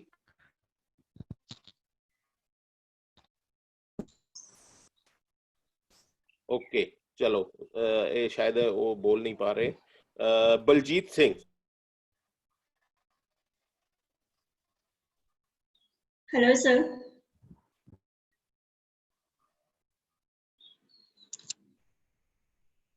hello sir, good morning. हाँ जी, very good morning Aarti. Sir मैं टीचर स्टूडेंट हाँ, ITI तलवाड़ा तो। ITI Talwara, very good. केड़ी ट्रेड है ਤੁਹਾਡੀ? हाँ जी। केड़ी ट्रेड है ਤੁਹਾਡੀ? टेक्नोलॉजी। अच्छा, कटिंग दी। ਤੁਹਾਡੇ ਟੀਚਰਸ ਨੇ ਵੀ ਨੋਟਿਸ ਕੀਤਾ ਤੁਸੀਂ ਬੜੇ ਧਿਆਨ ਨਾਲ ਲੈਕਚਰ ਸੁਣਦੇ ਹੋ। ਕਾਫੀ ਲੈਕਚਰਸ ਤੁਸੀਂ ਅਟੈਂਡ ਕਰਦੇ ਹੋ। Thank you so much. ਚਲ ਐਜ਼ ਅ ਸਟੂਡੈਂਟ ਤੁਹਾਡੀ ਕੀ ਫੀਡਬੈਕ ਹੈ? ਤੁਹਾਡਾ ਬੈਸਟ ਟੀਚਰ ਕੌਣ ਹੈ ਦੱਸੋਗੇ? हाँ जी सर, शुभकामनाएं। श्रीमती शुभकामनाएं। ਓਕੇ, ਤੁਹਾਨੂੰ ਉਹਨਾਂ ਦੇ ਵਿੱਚ ਕੀ ਬੈਸਟ ਲੱਗਦਾ ਹੈ? क्योंकि वो हर गल बड़े प्यार आराम नाल समझाते हैं ना, क्लियर करके समझाते हैं। ਅੱਛਾ, ਵੈਰੀ ਗੁੱਡ। ਔਰ ਇਸ ਲੋਕਡਾਊਨ ਟਾਈਮ ਦੇ ਵਿੱਚ, ਕਰਫਿਊ ਦੇ ਟਾਈਮ ਦੇ ਵਿੱਚ ਵੀ ਤੁਹਾਡੇ ਨਾਲ ਕਿਵੇਂ ਜੁੜੇ ਰਹੇ ਟੀਚਰ? ਸਰ ਮੈਂ ਮੈਡਮ ਨੂੰ ਫੋਨ ਕਰਕੇ ਪੁੱਛ ਲੈਂਦੀ ਹਾਂ, ਜਾਂ ਉਹ ਪੁੱਛਦੇ ਰਹਿੰਦੇ ਆ, ਪਰ ਜੁੜੇ ਰਹਿੰਦੇ ਆ। ਨੈਟਵਰਕ ਪ੍ਰੋਬਲਮ ਨਹੀਂ ਆਉਂਦੀ ਕਿਉਂਕਿ ਮੈਂ ਨੈਟਵਰਕ 'ਚ ਰਹਿੰਦੀ ਹਾਂ ਹਮੇਸ਼ਾ। ਓਕੇ ਸੋ ਥੈਂਕ ਯੂ ਆਰਤੀ। ਸੋ ਸੀ ਸਾਡੇ ਜਿਹੜੇ ਇੰਸਟ੍ਰਕਟਰਸ ਵੀ ਜੁੜੇ ਆ, how these students appreciate you. ਔਰ ਇਹ ਲੜਕੀ ਦਾ ਸਾਡੇ ਕੁਝ ਟੀਚਰਸ ਨੇ ਵੀ ਨੋਟਿਸ ਕੀਤਾ, ਬੜੇ ਮਤਲਬ ਧਿਆਨ ਨਾਲ ਸਾਰੇ ਲੈਕਚਰ ਸੁਣਦੀ ਹੈ ਔਰ ਇਹਦੀ ਪਰਫਾਰਮੈਂਸ ਵੀ ਟੈਸਟ ਦੇ ਵਿੱਚ ਵੀ ਠੀਕ ਰਹੀ ਹੈ, ਇਹਦੇ ਨੰਬਰ ਵੀ ਅੱਛੇ ਆਏ ਹੈ। Thank you sir. Thank you ਹਾਂ ਸਰ। ਸਾਰੇ ਥੈਂਕ ਯੂ ਬੇਟਾ, ਗੋਡ ਬlesਸ ਯੂ। ਸੋ ਇਸੇ ਤਰ੍ਹਾਂ ਸਾਡੇ ਕੋਈ ਇੰਸਟ੍ਰਕਟਰ ਸ਼ੇਅਰ ਕਰਨ ਲੱਗੇ ਸੀ, ਬਲਜੀਤ ਸਿੰਘ। ਹੈਲੋ ਜੀ ਹਾਂਜੀ ਮੈਡਮ। ਸਤਿ ਸ਼੍ਰੀ ਅਕਾਲ ਸਰ। ਸਤਿ ਸ਼੍ਰੀ ਅਕਾਲ ਜੀ। ਸਤਿ ਸ਼੍ਰੀ ਅਕਾਲ। ਮਨਜਿੰਦਰ ਕੌਰ, ਗਵਰਨਮੈਂਟ ITSC ਫਤਿਹਗੜ੍ਹ ਚੂੜੀਆਂ ਤੋਂ। ਹਾਂਜੀ ਮਨਜਿੰਦਰ ਜੀ। ਹਾਂਜੀ ਹਾਂ ਮਤਲਬ ਇਫੈਕਟਿਵ ਹਾਂਜੀ ਟੀਚਿੰਗ ਸਟ੍ਰੈਟਜੀ ਦੀ ਗੱਲ ਕਰ ਰਹੇ ਸੀਗੇ ਜਿਵੇਂ ਪਰਮਜੀਤ ਜੀ, ਤੇ ਹਾਂਜੀ ਮਤਲਬ ਸਰ। ਕਿ ਰੱਖਦੇ ਬੱਚੇ ਨੇ ਵੀ ਦੱਸਿਆ ਤੁਹਾਡੇ, ਤੁਸੀਂ ਕਿਵੇਂ ਫੀਡਬੈਕ ਲੈਂਦੇ ਹੋ ਬੱਚਿਆਂ ਨਾਲ, ਕਿਵੇਂ ਉਹਨਾਂ ਦੇ ਪੋਜ਼ਿਟਿਵ ਨੋਟ ਰੱਖਦੇ ਹੋ, ਉਹਨਾਂ ਦਾ ਗੁੱਡ ਬਿਹੇਵੀਅਰ ਕਿਵੇਂ ਐਕਨੋਲੇਜ ਕਰਦੇ ਹੋ, ਠੀਕ ਹੈ, ਹਾਂਜੀ ਕਿਵੇਂ ਸਰ। ਉਹਨਾਂ ਦਾ ਇਸ ਲੋਕਡਾਊਨ ਟਾਈਮ 'ਚ ਵੀ ਤੁਸੀਂ ਰਿਲੇਸ਼ਨ ਬਿਲਡ ਅਪ ਕਰਦੇ ਹੋ, ਸਾਰਿਆਂ ਨਾਲ ਸਾਂਝਾ ਕਰੋ। ਹਾਂਜੀ ਸਰ, ਸਭ ਤੋਂ ਪਹਿਲੇ ਤੇ ਜਿਹੜਾ ਅੱਜ ਸਾਡਾ ਟੌਪਿਕ ਹੈ ਇਫੈਕਟਿਵ ਟੀਚਿੰਗ ਸਟ੍ਰੈਟਜੀ। ਪਹਿਲੇ ਤੇ ਸਾਨੂੰ ਜਦੋਂ ਅਸੀਂ ਟੀਚਰ ਬਣ ਜਾਂਦੇ ਆ, ਪਹਿਲੇ ਤੇ ਸਾਡਾ ਜਿਹੜਾ ਬਿਹੇਵੀਅਰ ਹੈ ਆਪਣੇ ਸਟੂਡੈਂਟਸ ਨਾਲ as a mother, as a father ਹੋਣਾ ਚਾਹੀਦਾ। ਜਦੋਂ ਅਸੀਂ ਇਹ ਚੀਜ਼ ਸੋਚ ਲੈਂਦੇ ਆ ਕਿ ਇਹ ਬੱਚਾ ਮੇਰਾ ਬੱਚਾ ਹੈ, ਜਦੋਂ ਅਸੀਂ ਉਹਨਾਂ ਬੱਚਿਆਂ 'ਚ ਅਸੀਂ ਆਪਣੇ ਬੱਚੇ ਦੇਖਦੇ ਆ, ਤੇ ਫਿਰ ਮੇਰੇ ਖਿਆਲ 'ਚ ਕੋਈ ਵੀ ਇਹੋ ਜਿਹੀ ਜਿਹੜੀ ਗੁੰਜਾਇਸ਼ ਨਹੀਂ ਰਹਿ ਜਾਂਦੀ ਕਿ ਜਿਹੜਾ ਸਾਡੇ ਰਿਲੇਸ਼ਨ 'ਚ ਕੋਈ ਦਰਾੜ ਪਵੇ ਜਾਂ ਕੋਈ ਕਮੀ ਰਹਿ ਜੇ।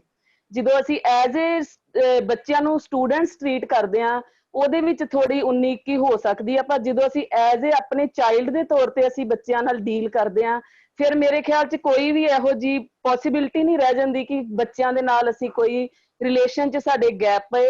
ਔਰ ਮੇਰੀ ਹਮੇਸ਼ਾ ਕੋਸ਼ਿਸ਼ ਇਹੋ ਰਹਿੰਦੀ ਆਪਣੇ ਬੱਚਿਆਂ ਨਾਲ ਕਿ ਉਹਨਾਂ ਨਾਲ ਇਨਡਾਇਰੈਕਟ, ਕਿ ਬੱਚਿਆਂ ਨੂੰ ਨਾ ਪਤਾ ਲੱਗੇ ਕਿ ਮੇਰੀ ਫੀਡਬੈਕ ਬਿਲਕੁਲ ਕਿ ਮੇਰੀ ਫੀਡਬੈਕ ਜਿਹੜੀ ਮੇਰੇ ਟੀਚਰ ਨੇ ਪਤਾ ਕਰ ਲਈ ਹੈ। ਉਹ ਬੱਚਿਆਂ ਨੂੰ ਕਈ ਬੱਚੇ ਆਪਣੇ ਘਰ ਦੇ ਮਾਹੌਲ ਨੂੰ ਲੈ ਕੇ ਫੀਲ ਕਰਦੇ ਆ ਕਿ ਅਸੀਂ ਨਹੀਂ ਦੱਸਣਾ, ਪਰ ਮੇਰੀ ਕੋਸ਼ਿਸ਼ ਹੁੰਦੀ ਹੈ ਕਿ ਬੱਚਿਆਂ ਦੇ ਫਰੈਂਡ ਸਰਕਲ ਕੋਲੋਂ, ਬੱਚਿਆਂ ਕੋਲੋਂ ਗੱਲਾਂ ਦੇ ਵਿੱਚ ਤੁਹਾਡੇ ਘਰ ਕਿੰਨੇ ਭੈਣ ਭਰਾ ਏ, ਪਾਪਾ ਕੀ ਕਰਦੇ ਆ, ਮੰਮੀ ਕੀ ਕਰਦੇ ਆ, ਤੁਹਾਡੀ ਕਿੰਨੀ ਸੈਲਰੀ ਆ, ਕਿਹੜਾ ਵਰਕ ਕਰਦੇ ਹੋ, ਉਹਦੇ ਤੋਂ ਹੀ ਅਸੀਂ ਜੱਜਮੈਂਟ ਕਰ ਲੈਂਦੇ ਹਾਂ ਕਿ ਇਹ ਬੱਚੇ ਦੀ ਜਿਹੜੀ ਬੈਕਗਰਾਉਂਡ ਕਿਸ ਤਰ੍ਹਾਂ ਦੀ ਹੈ, ਇਹਦੇ ਘਰ ਦਾ ਬਿਹੇਵ ਕਿਸ ਤਰ੍ਹਾਂ ਦਾ ਹੈ। ਜੋ ਵੀ ਬੱਚੇ ਦੀ ਕੋਈ ਪ੍ਰੋਬਲਮ ਹੁੰਦੀ ਹੈ, ਅਸੀਂ ਖੁਦ ਮਤਲਬ ਮੈਂ ਬੱਚਿਆਂ ਦੇ ਨਾਲ ਵੀ ਡਿਸਕਸ ਕਰਦੇ ਆ ਕਿ ਇਸ ਬੱਚੇ ਨੂੰ ਇਹ ਪ੍ਰੋਬਲਮ, ਅਸੀਂ ਇਹਨੂੰ ਐਡਜਸਟ ਕਰਨਾ ਹੈ। ਜੇ ਇਹਨੂੰ ਕਿਸੇ ਮੈਡਮ ਦਾ ਕਹਿਣ ਦਾ ਭਾਵ ਇਹ ਹੈ ਕਿ ਟੂ ਬਿਲਡ ਰਿਲੇਸ਼ਨ, ਕਿ ਐਸੇ ਰਿਲੇਸ਼ਨ ਫ੍ਰੈਂਡਲੀ ਰਿਲੇਸ਼ਨਸ ਹੋਣ, ਕਿ ਮੈਡਮ ਨੇ ਤੇ ਰਿਲੇਸ਼ਨਸ ਦੀ ਵੀ ਗੱਲ ਕਰਤੀ, ਬਟ ਐਜ਼ ਏ ਸਟੂਡੈਂਟ ਵੀ ਤੇ ਤੁਹਾਡੇ ਰਿਲੇਸ਼ਨ ਹੋਣ, ਇੰਨੇ ਫ੍ਰੈਂਡਲੀ ਹੋਣ ਕਿ ਬੱਚਾ ਜਿਹੜਾ ਹੈ ਤੁਹਾਡੇ ਨਾਲ ਫ੍ਰੀਲੀ ਇੰਟਰੈਕਟ ਕਰਨਾ ਚਾਹੇ। ਸੋ ਬੈਕ ਟੂ ਪਰਮਜੀਤ ਜੀ, ਮੇਰਾ ਖਿਆਲ ਹੈ ਬਾਕੀ ਤੁਸੀਂ ਬਾਅਦ ਦੇ ਵਿੱਚ ਵੀ ਡਿਸਕਸ ਕਰ ਸਕਦੇ ਹੋ। ਸੋ ਪਰਮਜੀਤ ਜੀ, next slide please. Thank you sir. Thank you ਜੀ। ਠੀਕ ਹੈ, ਸੋ ਨੈਕਸਟ ਸਾਡੇ ਕੋਲ ਹੈ ਕਿ ਅਗਰ ਸਪੋਜ਼ ਕਰੋ ਕਿਸੇ ਕਾਰਨ ਕਰਕੇ ਸਾਡੇ ਰਿਲੇਸ਼ਨ ਖਰਾਬ ਹੋ ਜਾਂਦੇ, ਠੀਕ ਹੈ, ਤਾਂ ਸਾਨੂੰ ਉਹਨਾਂ ਨੂੰ ਠੀਕ ਕਰਨਾ ਪਊਗਾ। ਇਹ ਨਹੀਂ ਕਿ ਜੇ ਖਰਾਬ ਹੋ ਗਏ ਤਾਂ ਆਪਾਂ ਨੂੰ ਥਰੂ ਆਊਟ ਖਰਾਬ ਚੱਲਣ ਦੇਈਏ। ਅਗਰ ਉਹ ਖਰਾਬ ਹੋ ਗਏ ਤਾਂ ਉਹ ਕਿਸੇ ਦਿਨ ਕੋਈ ਕੀ ਕਰ ਸਕਦੇ, ਮਾੜੀ ਚੀਜ਼ ਸਾਡੇ ਲਈ ਬਣ ਸਕਦੀ, ਸਟੂਡੈਂਟ ਲਈ ਵੀ ਬਣ ਸਕਦੀ। ਹੁਣ ਉਹਨੂੰ ਆਪਾਂ ਕਰਨਾ ਕਿੱਦਾਂ ਹੈ? ਭਈ ਆਪਾਂ ਇਹ ਮੰਨ ਕੇ ਚੱਲਦੇ ਹਾਂ ਕਿ ਜਿਹੜੀਆਂ ਨੈਗੇਟਿਵ ਇੰਟਰੈਕਸ਼ਨ ਹੈਗੀਆਂ, ਜਿੱਦਾਂ ਕਿ ਆਪਾਂ ਕਹਿ ਦਈਏ ਮਿਸਅੰਡਰਸਟੈਂਡਿੰਗ ਹੈ, ਕੋਈ ਕਨਫਲਿਕਟ ਆ ਜਾਂ ਕ੍ਰਿਟਿਸਿਜ਼ਮ ਆ ਕਿਸੇ ਚੀਜ਼ ਤੇ, ਅਗਰ ਉਹ ਹੋਏਗਾ ਸਾਡੇ ਵਿੱਚ, ਮੇਰੇ ਔਰ ਸਟੂਡੈਂਟ ਦੇ ਵਿੱਚ, ਤਾਂ ਉਹ ਸਾਡਾ ਜਿਹੜਾ ਰਿਸ਼ਤਾ ਹੈ ਉਸ ਚੀਜ਼ ਨੂੰ ਕਮਜ਼ੋਰ ਕਰੂਗਾ। ਜਿਹੜਾ ਸਟੂਡੈਂਟ ਔਰ ਟੀਚਰ ਦਾ ਰਿਲੇਸ਼ਨ ਉਸ ਚੀਜ਼ ਨੂੰ ਵੀਕ ਕਰੂਗਾ ਉਸ ਚੀਜ਼ ਦੇ ਵਿੱਚ। ਹੁਣ ਜਿੰਨੇ ਵੀ ਨੈਗੇਟਿਵ ਇੰਟਰੈਕਸ਼ਨ ਹੈਗੇ ਆ ਮੇਰੇ ਔਰ ਸਟੂਡੈਂਟ ਦੇ ਵਿੱਚ, ਆਪਾਂ ਉਹਨਾਂ ਨੂੰ ਅਨਐਡਰੈਸਡ ਨਹੀਂ ਛੱਡ ਸਕਦੇ। ਜਿੱਦਾਂ ਮੈਂ ਪਹਿਲਾਂ ਬੋਲਿਆ ਕਿ ਜੇ ਮੈਂ ਅਨਐਡਰੈਸਡ ਛੱਡ ਦਿੱਤਾ ਉਹਨਾਂ ਨੂੰ, ਤਾਂ ਫਿਊਚਰ ਦੇ ਵਿੱਚ ਆ ਕੇ ਮੇਰੇ ਲਈ ਉਹ ਪ੍ਰੋਬਲਮ ਕ੍ਰੀਏਟ ਕਰਨਗੇ।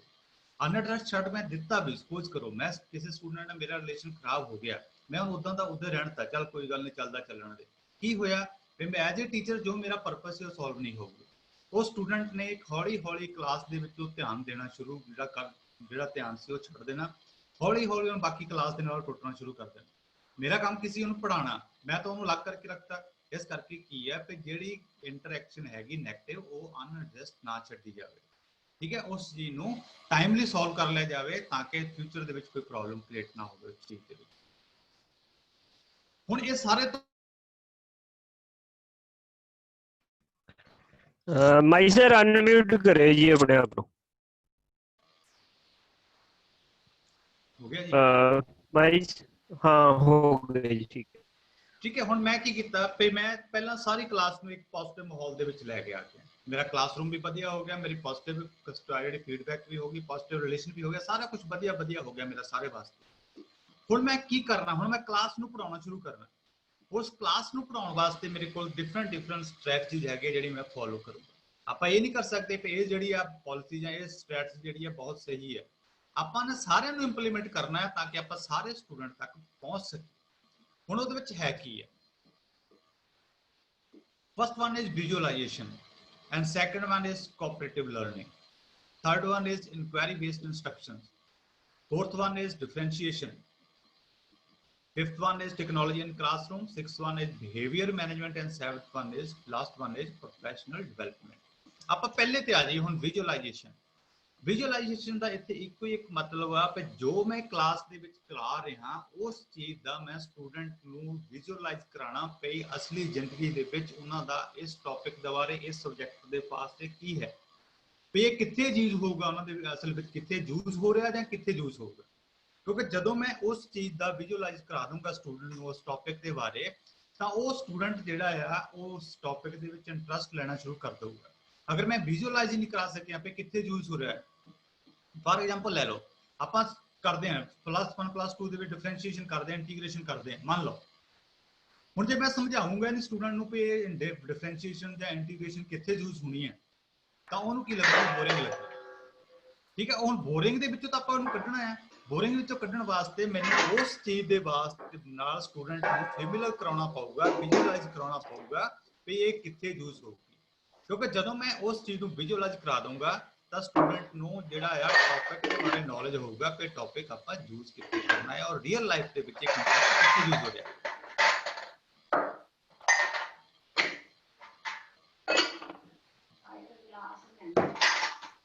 ਚੋਏ ਸਾਹਿਬ ਆਵਾਜ਼ ਬਹੁਤ ਪਿੱਛੋਂ ਆ ਰਹੀ, ਦੇਖੋ ਕਿਹਦੀ ਆ ਰਹੀ, ਪਲੀਜ਼ ਉਹਨੂੰ ਅਨਮਿਊਟ ਕਰ ਦਿਓ, ਮਿਊਟ ਕਰ ਦਿਓ।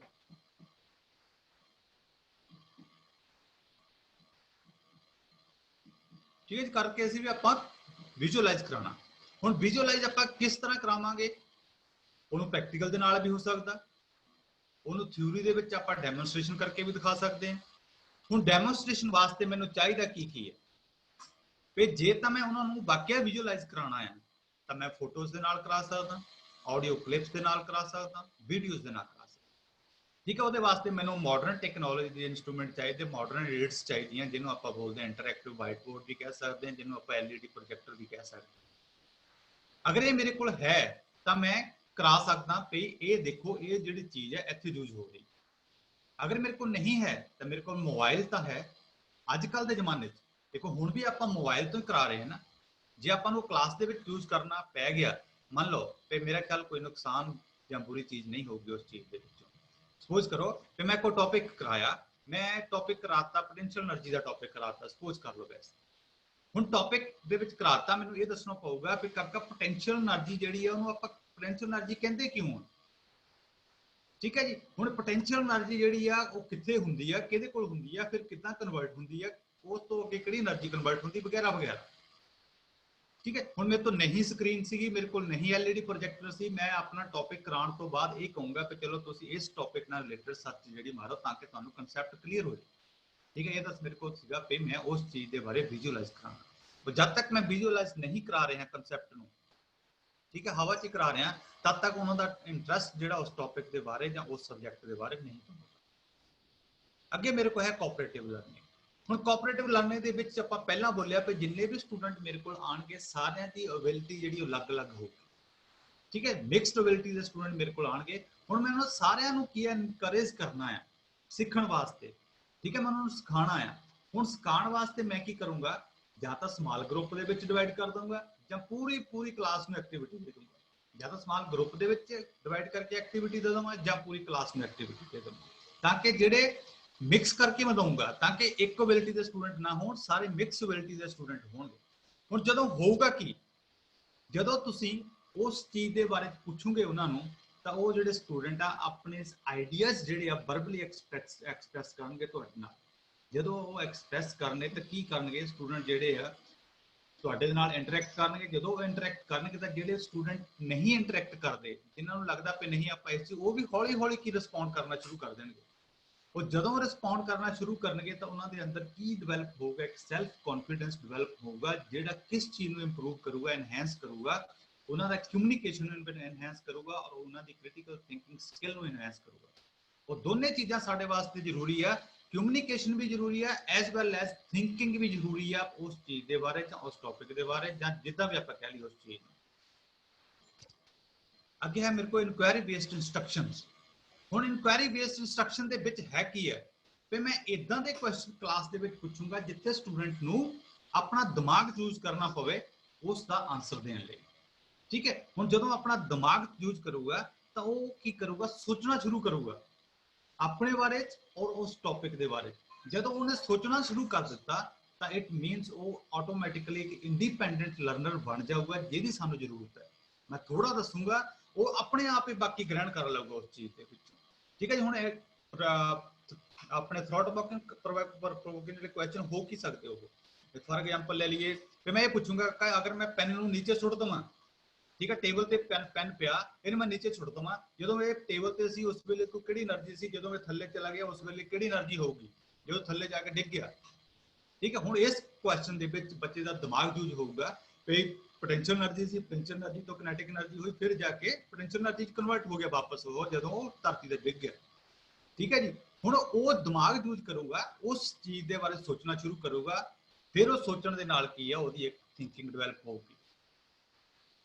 ठीक है, जदों इंप्रूव होगा हुण उस चीज दा फायदा की है, ओदी प्रॉब्लम स्किल जिहड़ी आ वो वधना शुरू हो जाऊगी। जिद्दां मैं हुणे बोलिया पई भी इहदे कोल किहड़ी एनर्जी होगी, हुण सोचिया, सोचण तो बाद ओदा जिहड़ा ਲੈਵਲ ਆਫ ਥਿੰਕਿੰਗ ਆ ਉਹ ਵਧਣਾ ਸ਼ੁਰੂ ਹੋ ਗਿਆ। ਜਦੋਂ ਉਹਦਾ ਲੈਵਲ ਆਫ ਥਿੰਕਿੰਗ ਵਧਣਾ ਹੋਊਗਾ ਤਾਂ ਉਹਦੀ ਪ੍ਰੋਬਲਮ ਸਕਿੱਲ ਜਿਹੜੀ ਸੋਲਵਿੰਗ ਸਕਿੱਲ ਹੈ ਉਹ ਵੀ ਵਧਣਾ ਸ਼ੁਰੂ ਹੋ ਜੂਗੀ। ਜਦੋਂ ਪ੍ਰੋਬਲਮ ਸੋਲਵਿੰਗ ਸਕਿੱਲ ਜਿਹੜੀ ਆ ਵਧਣਾ ਸ਼ੁਰੂ ਹੋ ਗਈ ਤਾਂ ਉਹਨੂੰ ਆਪਣੇ ਜਿਹੜੇ ਅਕੈਡਮਿਕ ਕਨਸੈਪਟ ਆ ਉਹਦੇ ਬਾਰੇ ਡੀਪ ਅੰਡਰਸਟੈਂਡਿੰਗ ਹੌਲੀ ਹੌਲੀ ਹੋਣੀ ਜਿਹੜੀ ਆ ਸ਼ੁਰੂ ਹੋ ਜੂਗੀ ਉਸ ਚੀਜ਼ ਦੇ ਬਾਰੇ, ਜਿਹੜਾ ਸਾਡਾ ਮੇਨ ਮਕਸਦ ਆ ਉਸ ਚੀਜ਼ ਦੇ ਵਿੱਚੋਂ। ਅੱਗੇ ਮੇਰੇ ਕੋਲ ਹੈ ਡਿਫਰੈਂਸ਼ੀਏਸ਼ਨ। ਇੱਥੇ ਡਿਫਰੈਂਸ਼ੀਏਸ਼ਨ ਦਾ ਮਤਲਬ ਇਹ ਨਹੀਂ ਕਿ ਮੈਂ ਸਟੂਡੈਂਟ ਨੂੰ ਡਿਫਰੈਂਸ਼ੀਏਟ ਕਰਕੇ ਬਿਠਾਣਾ ਪਈ ਇਹ ਡਿਸੇਬਿਲਿਟੀ ਦਾ, ਇਸ ਐਬਿਲਿਟੀ ਦਾ, ਇਸ ਐਬਿਲਿਟੀ ਦਾ, ਨਹੀਂ। ਹੁਣ ਇਸੇ ਚੀਜ਼ ਤੋਂ ਆਪਾਂ ਉਸ ਚੀਜ਼ ਤੋਂ ਨਿਕਲਣਾ ਆ ਕਿ ਉਹਨਾਂ ਨੂੰ ਸਿਖਾਉਣ ਵਾਸਤੇ, ਠੀਕ ਹੈ, ਉਹਨਾਂ ਨੂੰ ਪੜ੍ਹਾਉਣ ਵਾਸਤੇ, ਉਹਨਾਂ ਤੱਕ ਪਹੁੰਚਣ ਵਾਸਤੇ ਮੈਨੂੰ ਆਪਣੀ ਟੀਚਿੰਗ ਦੇ ਵਿੱਚ ਡਿਫਰੈਂਸ਼ੀਏਸ਼ਨ ਕਰਨੀ ਪਊਗੀ ਤਾਂ ਕਿ ਮੈਂ ਮੇਰੀ ਜਿਹੜੀ ਟੀਚਿੰਗ ਆ ਇੱਕੋ ਲੈਵਲ ਦੀ ਨਾ ਹੋਵੇ ਵੀ ਬਸ ਸਾਰਿਆਂ ਜਿਹੜਾ ਇੱਕ ਲੈਵਲ ਉਹ ਤੱਕ ਹੀ ਪਹੁੰਚੇ। ਉਹਦੇ ਵਿੱਚ ਮੈਨੂੰ ਆਪਣੀ ਡਿਫਰੈਂਸ਼ੀਏਸ਼ਨ ਕਰਨੀ ਪਊਗੀ। ਕਿੱਦਾਂ ਕਰਨੀ ਪਊਗੀ?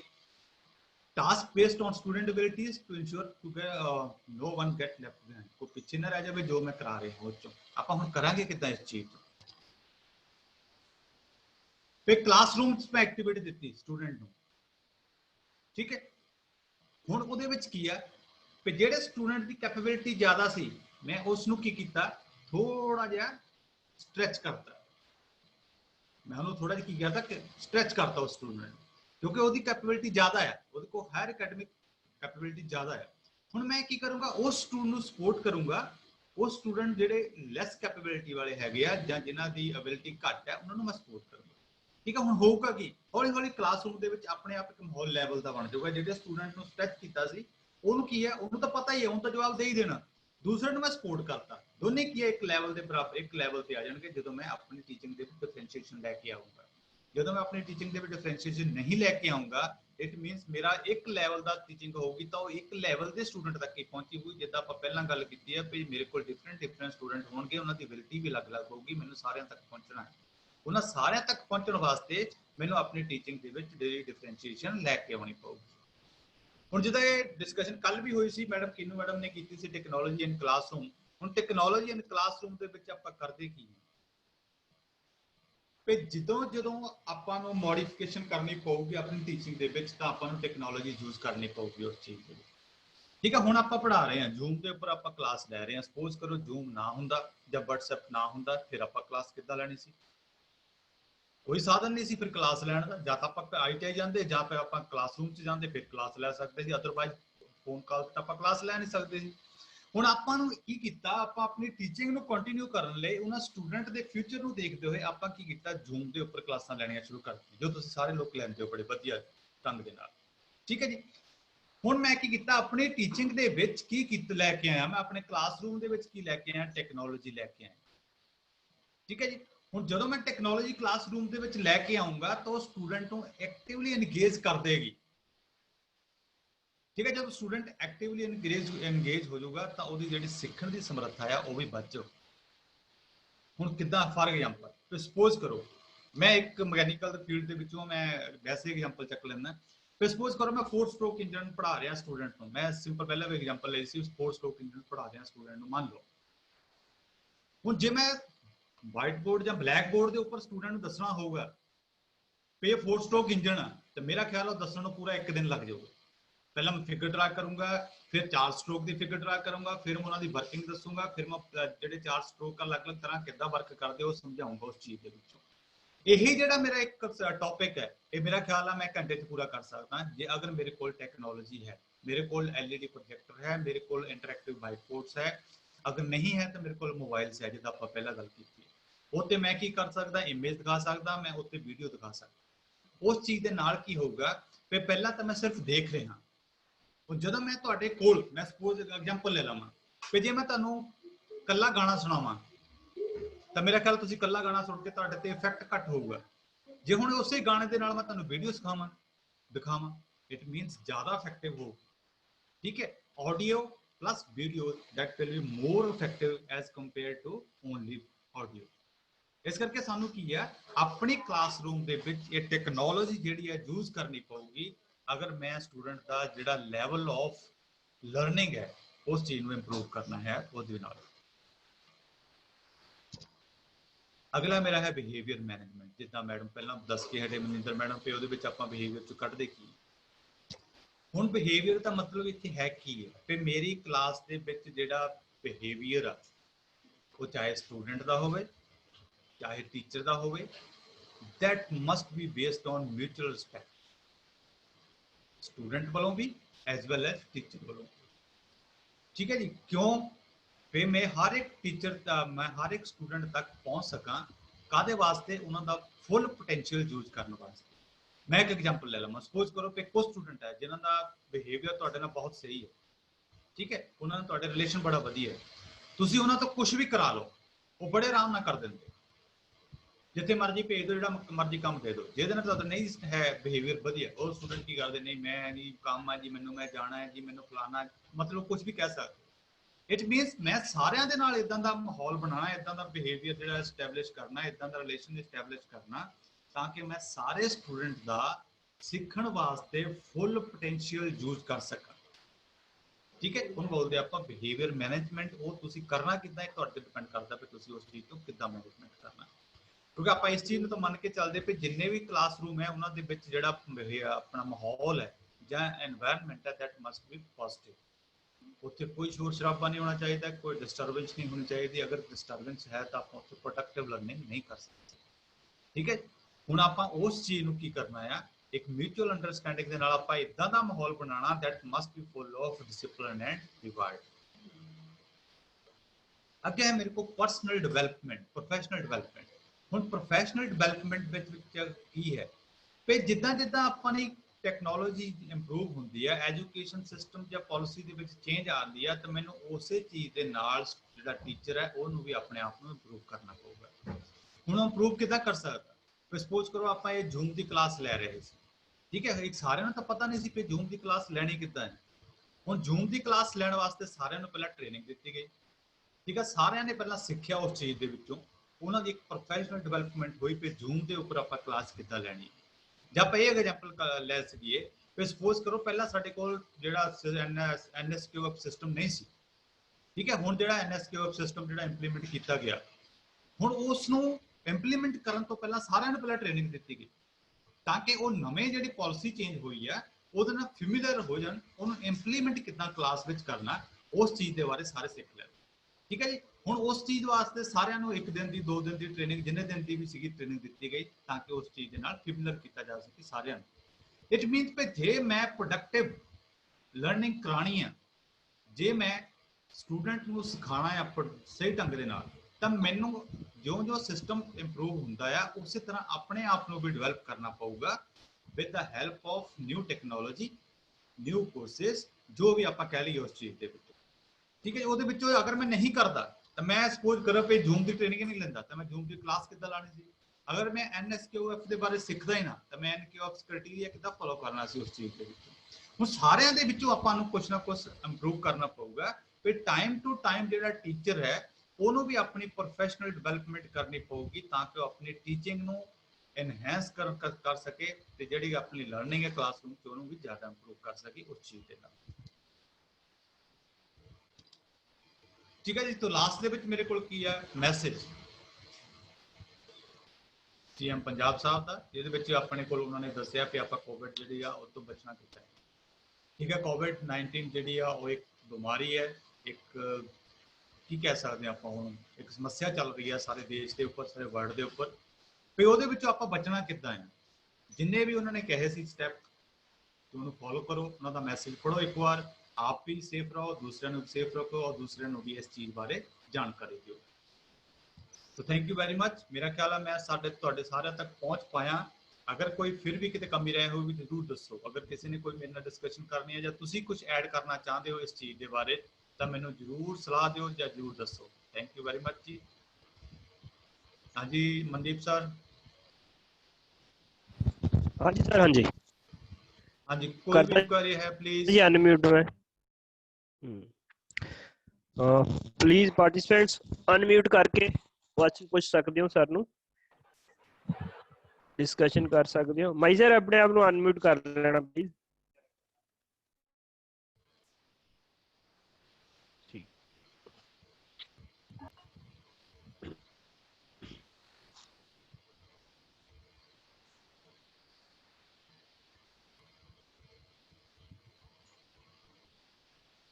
हाँ जी जरूर डिस्कस करो जी, क्योंकि मुद्दा साडा सारिਆਂ ਦਾ डिस्कशन ਦਾ है।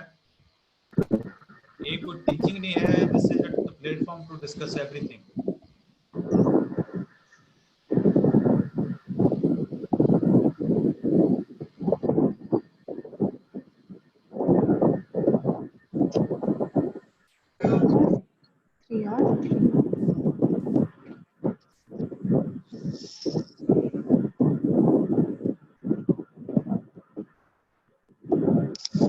Hello please.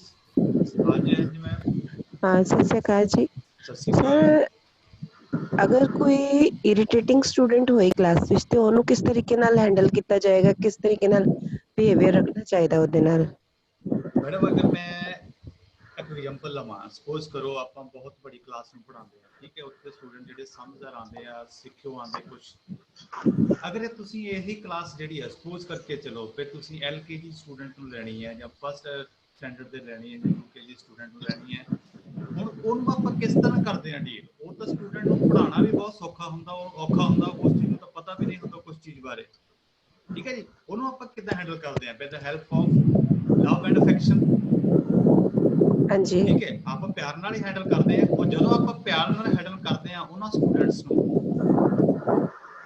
डिस्टर्बेंस बहुत आ रही, प्लीज जिहदी जरूरत नहीं है वो प्लीज अनम्यूट कर दे, क्योंकि फिर थोड़ी जी डिस्टर्बेंस आ रही है उस चीज दे विच।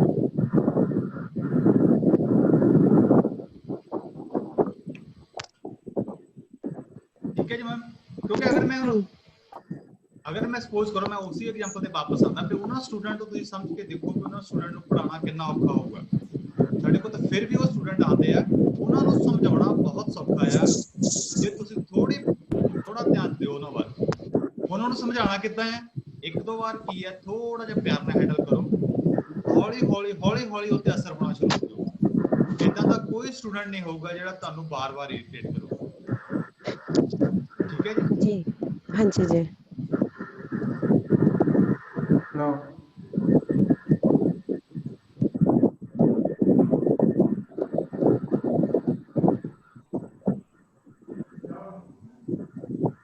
जी और कोई जी?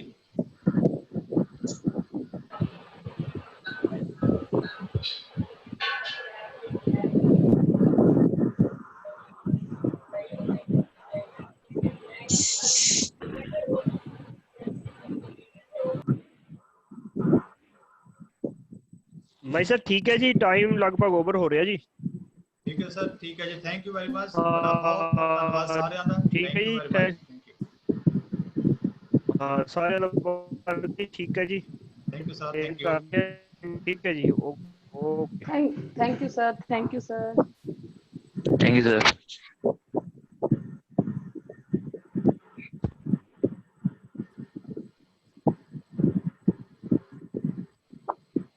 Thank you, sir. Thank you, sir, for your lecture. Thank you, ma'am. Thank you. So nice of you.